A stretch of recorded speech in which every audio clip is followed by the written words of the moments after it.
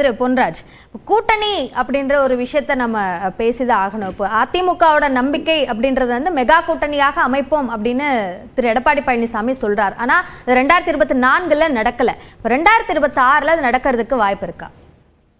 நடக்கிறதுக்கு அவர் முயற்சி எடுக்கிறாரு. முயற்சி எடுக்கிறது வந்து இப்போ எங்கேருந்து வருவாங்க கூட்டணி? இப்போ அதை பார்க்கணும்ல. இப்போ திமுகவிலேருந்து விடுதலை சிறுத்தைகளோ இல்லை காங்கிரஸோ இல்லை கம்யூனிஸ்ட் கட்சிகளோ வந்து திமுக கூட்டணி வெற்றி பெறக்கூடிய கூட்டணியிலேருந்து விலகி அதிமுகவுக்கு வருவதற்கு என்ன அடிப்படை காரணம் இருக்குன்னு தெரியல. ஏன்னா அதிமுக வந்து 23% வச்சுக்கிட்டு உட்காந்துருக்காங்க, திமுக 45% இருக்காங்க.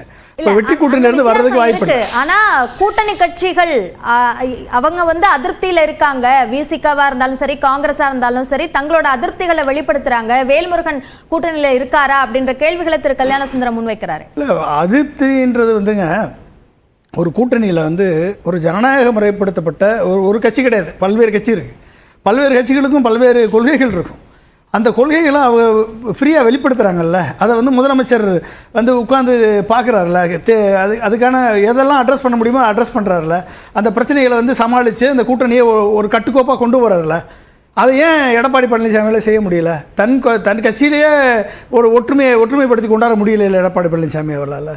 அவர் அதனால தானே இன்றைக்கி 23% நிற்கிது. அதனால தானே இத்தனை கொஸ்டின் வருது. நீங்கள் வந்து இன்றைக்கி ப்ரூவ் பண்ணிட்டீங்க, அது ஓகே. பட் ஆனால் இன்றைக்கு ஒருங்கிணைந்தால் 30%, 23% கிடையாது, 30%. அப்போ பெர்செப்ஷன் வந்து வேறு மாதிரி மக்கள் மத்தியில் ஒன்றா சேர்ந்துட்டாங்கன்ற ஒரு பெர்செப்ஷன் கிரியேட் ஆகும். ஒன்று. ரெண்டாவது, நீங்கள் யாரெல்லாம் கொண்டாட போகிறீங்க?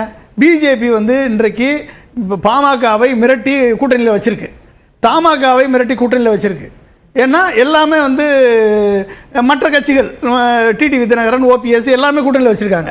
இவங்கள்ட்ட யாரை நீங்கள் தூக்க போகிறீங்க?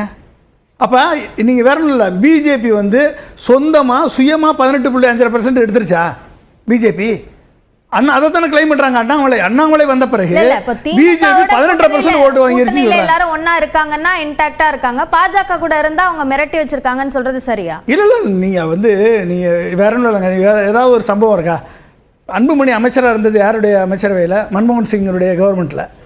இதுவரைக்கும் அன்புமணி பாட்டாளி மக்கள் கட்சி பிஜேபியிலேருந்து ஒரு போஸ்ட் வாங்கியிருக்கா? சொல்லுங்கள், ஏதாவது ஒரு போஸ்ட்டு. ஜிகே வாசனாவது கொஞ்ச காலம் பிஜேபி அமைச்சரவையில் இருந்தார். வேறு ஏதாவது ஒரு கட்சி, டிடிவி தினகரனோ ஓபிஎஸ்ஸோ இல்லை வந்து வேறு மற்ற சின்ன சின்ன கட்சிகள் வந்து இப்போ பிஜேபியிட இருக்குது. உங்களுக்கு என்ன முகவரி? 2024 பிஜேபியுடன் கூட்டணி வச்சதில் உங்களுக்கு மத்திய அமைச்சர் போஸ்ட் கொடுத்தாங்களா? இல்லை வந்து உங்களுக்கு போர்டில் ஒரு மெம்பர்ஷிப் கொடுத்தாங்களா? இன்னைக்கு 2026 நீங்கள் திமுகவுக்கு வர முடியாது. அதிமுகவோட போனீங்கன்னா உங்களுக்கு எம்எல்ஏ அட்லீஸ்ட் ஒரு 4 எம்எல்ஏவாவது கிடைக்கும்ல நீங்கள்.